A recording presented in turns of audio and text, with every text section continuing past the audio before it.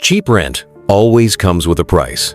Tonight's story takes us inside apartment 6B, where every shadow hides a memory that should have stayed forgotten. Before we begin, make sure to hit that like button, subscribe, and turn on the bell, because what you're about to hear will haunt you. Emma moved into apartment 6B on a rainy midnight. The hallways smelled of damp wood, mold, and something else, like forgotten memories sealed into the walls. The flickering hallway light buzzed above her as she fumbled with her keys.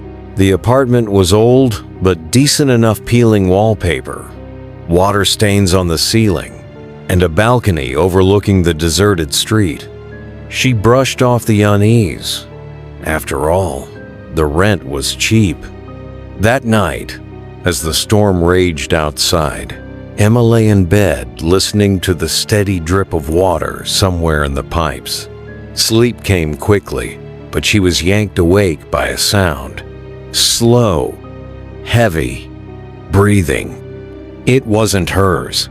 Her eyes darted toward the corner of the room. The shadows there looked far too thick, almost like they were swallowing the light. She switched on her lamp, nothing. The corner was empty, shaking. She told herself it was just her imagination. But she didn't sleep again that night. The next evening, on her way down to get groceries, Emma stepped into the building's creaky elevator. The mirror inside was stained and cracked. That's when she saw it. A pale, grinning face watching her from behind. Her breath caught. She whipped around, no one was there. She looked back into the mirror. The face was gone. The elevator jolted and groaned, as if the building itself was holding its breath. Outside, Emma ran into her neighbor, an older woman carrying groceries. The woman leaned closer, her voice low.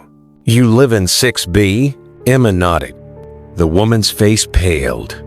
"No one's lived there since he jumped. Years ago. From that very balcony." Duh.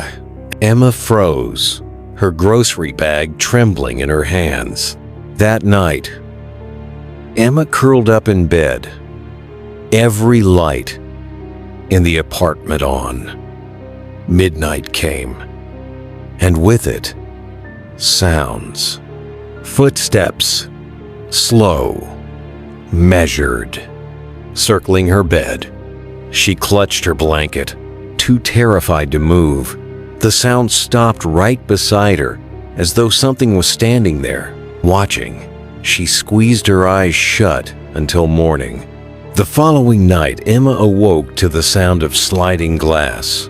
She turned and saw her balcony door open wide.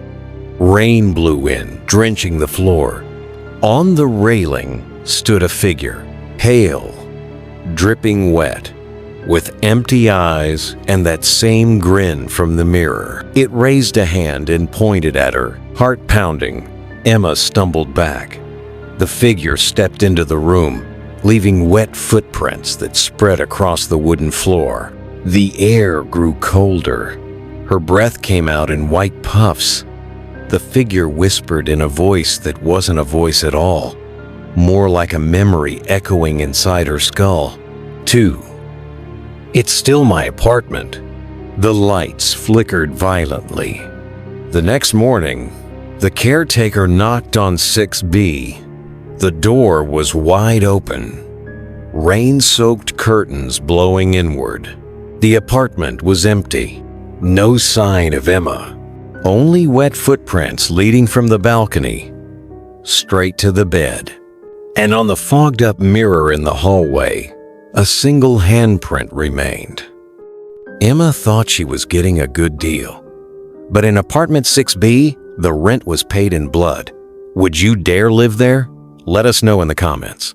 And if you enjoyed this tale, don't forget to like the video, subscribe, and share it with a friend so they won't be alone when the footsteps come.